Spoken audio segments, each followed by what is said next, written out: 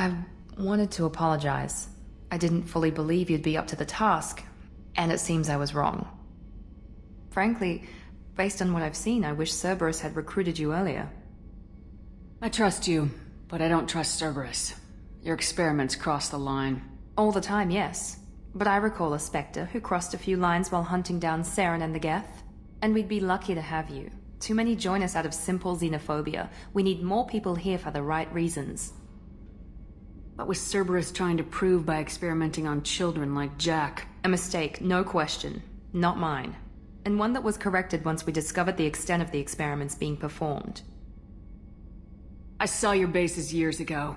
You were using Rachni, Thorian creepers, even husks to make your own army. The husks were already dead, the Thorian creatures were mindless, and the Rachni were abandoned once we understood their intelligence. We weren't breeding an army, we were breeding expendable shock troops for high-risk scenarios. How many soldiers died in Saren's attack on Eden Prime? How many would have lived if we'd had just a dozen Rachni soldiers on our side? With your intelligence, you could have landed any job you wanted. Why choose this? Because I still envy the time Morden spent with the Special Tasks Group, working with people as smart as he was. Cerberus never tells me that something is impossible. They give me my resources and say do it. And they've given you even more. A new life, a new ship, the elusive man's personal attention. The best thing he did was to put you on my squad. You'd have done fine without me. I may not have believed it before, but I don't have what you do. That fire that makes someone willing to follow you into hell itself.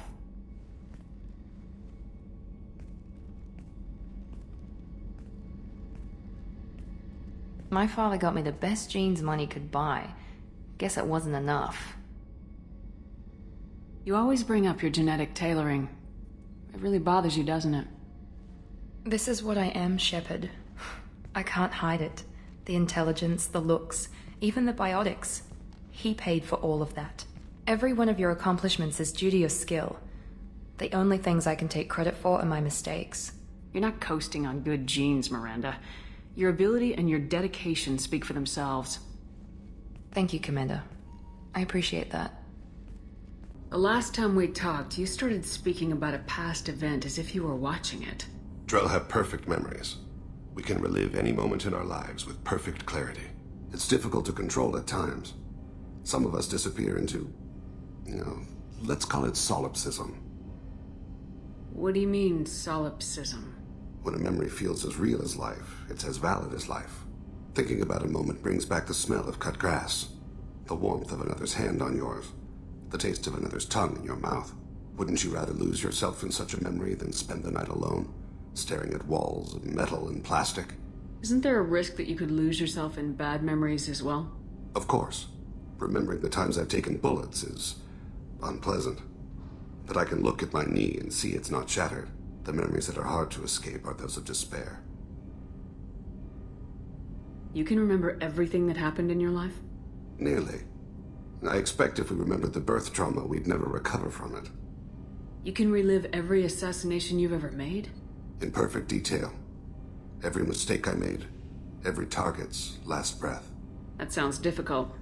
At any moment, you could relive the guilt. Guilt? No. I've never felt any particular guilt about my contracts. My employers killed them. My body was only the tool they used. If you kill a man with your gun, do you hold the gun responsible?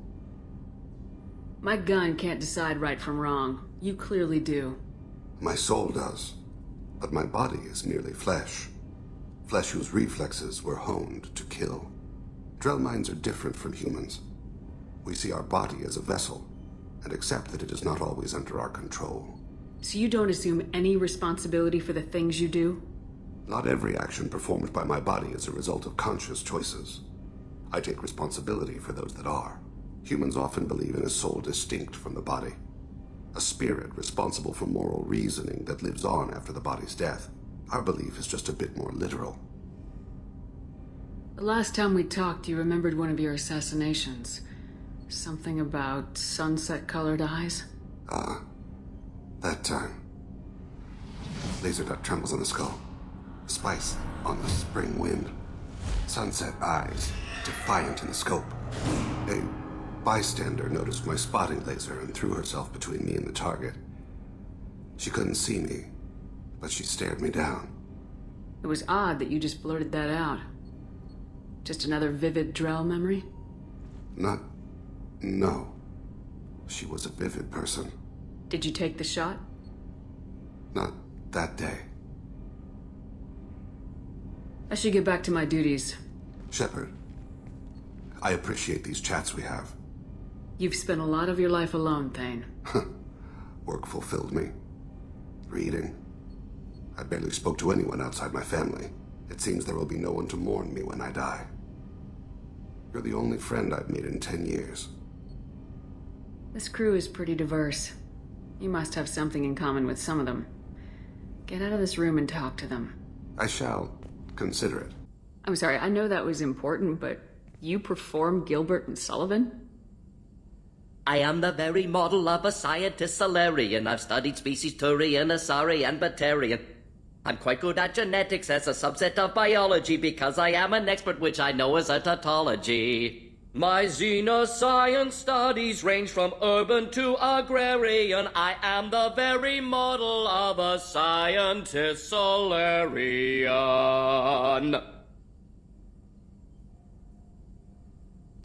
Need me for something? Have you got a minute?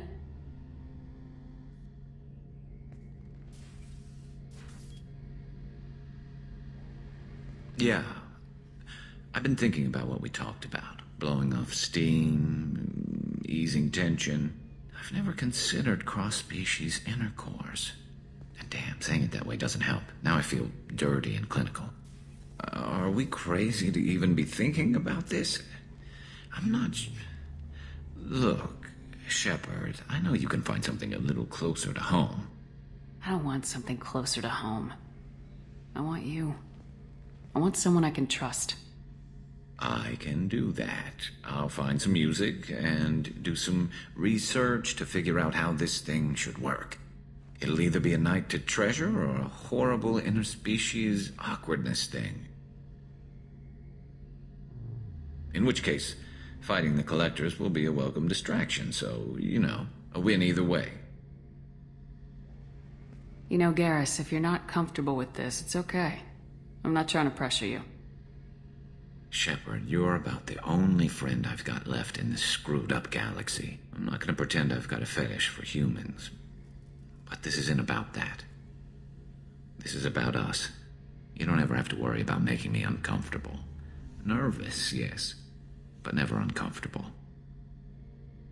So when should I book the room? I'd wait if you're okay with it.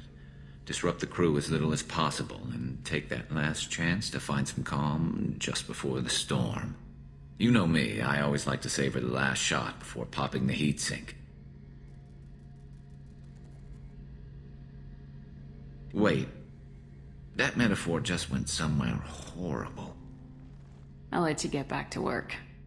Right, 'cause I'm in a great place to optimize firing algorithms right now.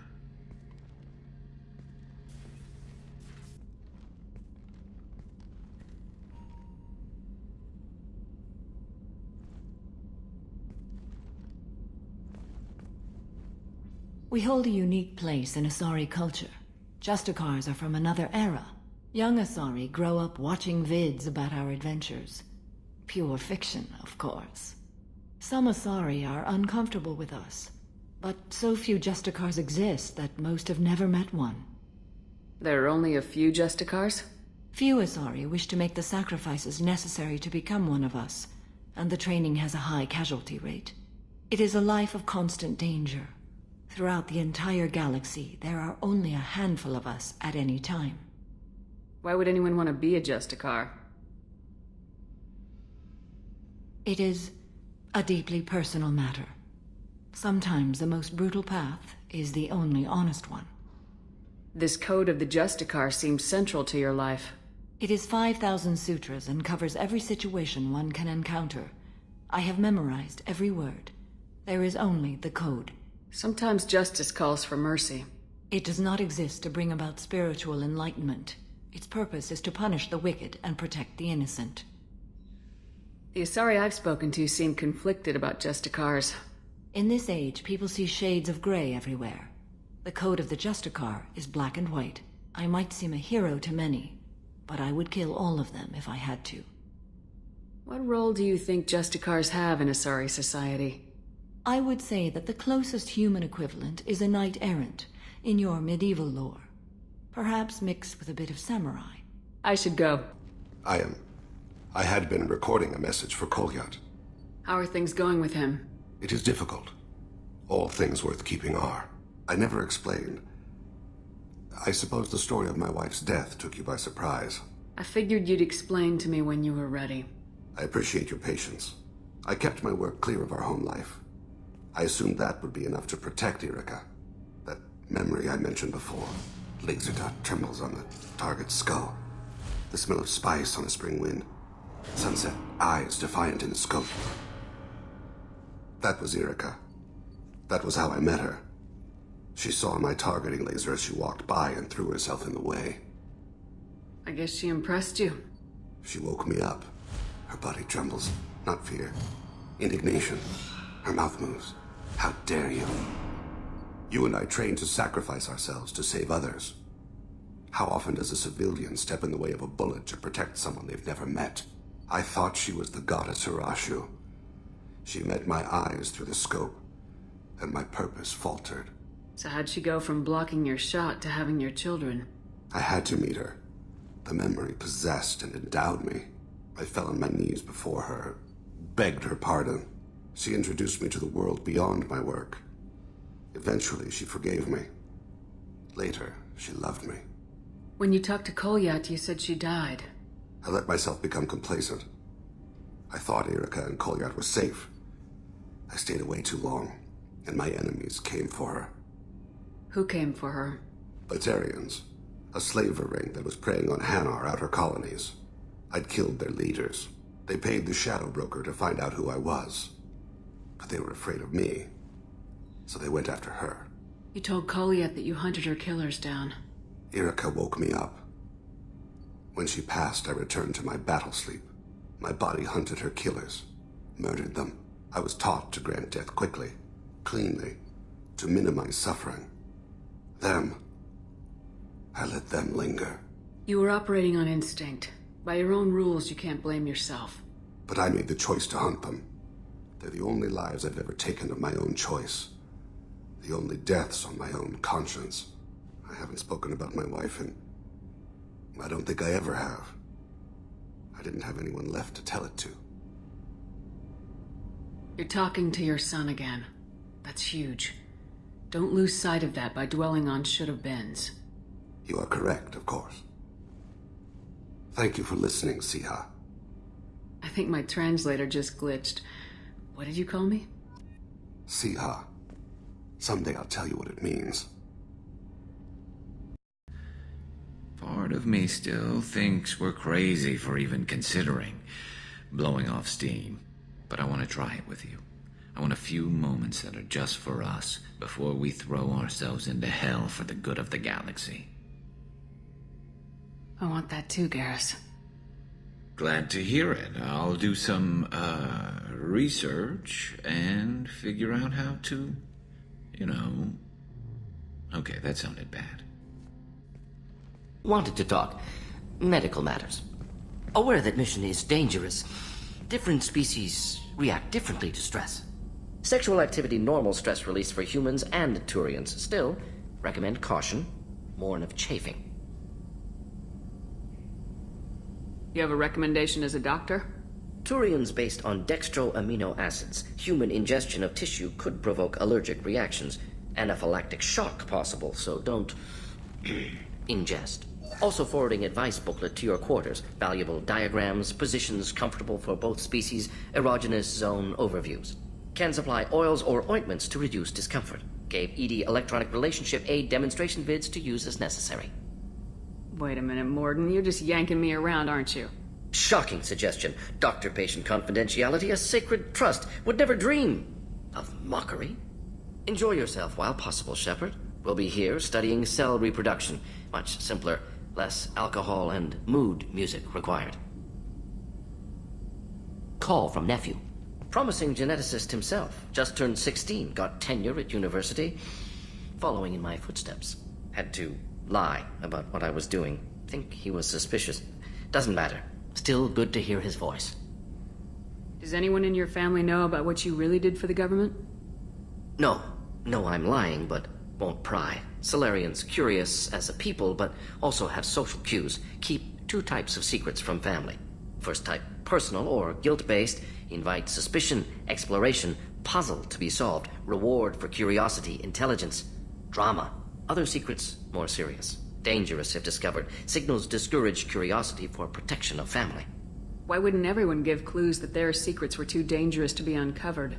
Not conscious. Social, reflexive body language, can't fake it. Example, yawning perceived as contagious among humans. Subject observes yawn, sensory input deactivates left periamygdalar region, subject yawns in response. Social empathy. Also works with dogs. Solarian faking signals to discourage curiosity, similar to human faking a yawn. Can try, but effectiveness limited. Are you calling him because you're worried we won't make it back? No. Aware survival unlikely, but actually contacted him for family connection. Hard to imagine galaxy. Too many people, faceless, statistics easy to depersonalize. Good when doing unpleasant work. For this fight, want personal connection. Can't anthropomorphize galaxy, but can think of favorite nephew. Fighting for him. Your nephew got tenure at 16? Is he a genius or a scientific prodigy? No, wait. Don't want to insult him. Yes, but not in manner you meant. Remember, Solarian lives short. Mature rapidly by your standards. Don't live much past 40. I'm glad you got to talk to family before we finish this. And I'm glad we talked too, Morden. Honored to be part of this, Shepard. Helped preserve Galaxy before with genophage. Dirty work. Ethically ambiguous. Problematic. Collector's mission simpler, cleaner. We'll be proud to see it in Morden's Solus biography vid. Unless we all die. Proud posthumously, in that case. Regardless. Thank you. Join me. I've been thinking about you. And I you. Will you hear my confession, Shepard? I wouldn't talk to you if I didn't want to hear what you have to say.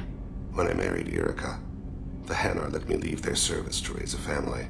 But I had no other skills, so I freelanced. When Erica was killed, I pursued those responsible. Once I'd eliminated them, I had no goal. I accepted the Dantiest commission because I didn't know what else to do. Not the healthiest attitude to take on a mission. You're right, it's not. Looking back now, it's clear I'd resigned myself to death. I would have fulfilled my contract. If Nasana's guards caught me afterwards, it would have been a good death. But someone else was pushing to reach the target, forcing me to move faster, challenging me. I had to reach her first. I had no idea you planned to die in there. It wasn't a plan. My body had accepted its death. My mind had been dead a long time. Your mission gave me purpose, a cause to die for, a chance to atone. I was able to speak to my son again. I can leave my body in peace. You've had a hard life. You deserve some peace. Whatever may happen, my gun is yours.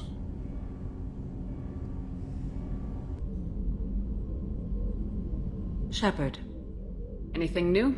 there is something I've wanted to tell you. I've done many things in my lifetime. I thought the galaxy held nothing new for me. Since joining you, I've realized how much more there is. You must have seen many things in your years of travel. As a maiden, I served as a mercenary. I fought tyrants and pirates. I experienced everything the galaxy has to offer. As a Justicar, I saw parts of Asari space few know about. I destroyed villages and saved cities. I even fought a Spectre. Why did you fight a Spectre? A Taurian named Nihilus. He may have been on council business, but I witnessed him kill an unarmed civilian. Following the code, I attacked. Nihilus seemed like an honorable Turian, and a good Spectre. He may have been. However, killing unarmed civilians is wrong. How did the fight turn out? I had the advantage, but he was good. He returned fire and tried to run. We played cat and mouse in the wilderness for 2 weeks. It was exhilarating. Finally, he created a situation in which my only options were to let an innocent die, or pursue him. The code compelled me to save the innocent, and he escaped. I admire how he adapted and used my code against me. When we met, I witnessed you kill a merc who had no chance against you. That mercenary was armed, and I offered her a way out. She chose to ignore it. What have your years as a Justicar been like? Mostly tedium and hardship. Traveling on freighters, wandering through rural areas, rooting out injustices, big and small, putting down corrupt officials. When I arrive in a remote area, individuals often approach me with matters of justice. My judgment rarely turns out the way they hope. How do you pay for transportation between worlds? Asari captains often welcome Justicars. We reduce pirate attacks. One raid was called off when the pirates were able to verify that I was aboard. Why would you destroy an entire village? I tracked Morinth to a remote colony world. She'd perverted an entire town, making them worship her and bring young Asari as sacrifices. When I arrived, she fled, throwing her minions at me in waves. They bought her time with their lives. When it was done, only small children remained. I left them in the authorities' care and continued my pursuit. What was being a mercenary like? I was a young, impulsive maiden who discovered her talent for combat. I reveled in it, until the day my troop was hired to guard a mysterious shipment on its way to some clandestine drop-off area. I discovered the shipment was slaves, to be traded to the collectors for advanced technology. You supported the slave trade? In my foolish youth, I'd certainly engaged in questionable practices, but never anything patently unjust. I demanded that we turn around. My mates disagreed. After they were dead, I brought the ship around. The collector craft was just arriving. They closed faster than I could flee.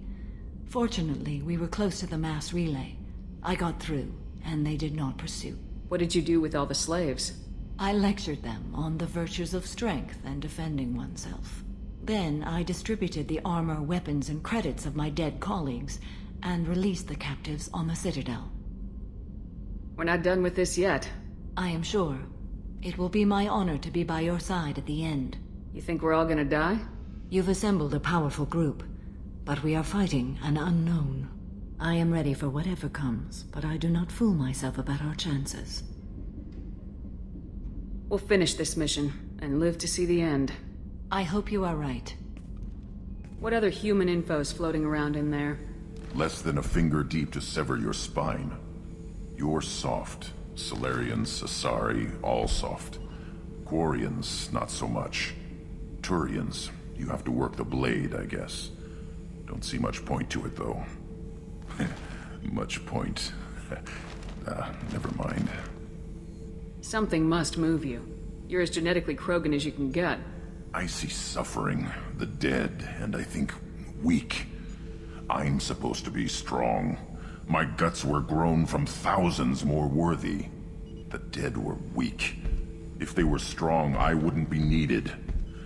I don't know why Okeer started teaching. When he turned on the tank the first time, I screamed. Weak, pitiful. So you started small, but you became what you are. Not everyone gets that chance. I'm built for strength, but didn't earn it. I just am. Those dead were strong enough to try, even if they lost. The perfect Krogan, ignoring what made me. No strength in that. I'll take another look at what happened to the Krogan. Find a reason to care about it.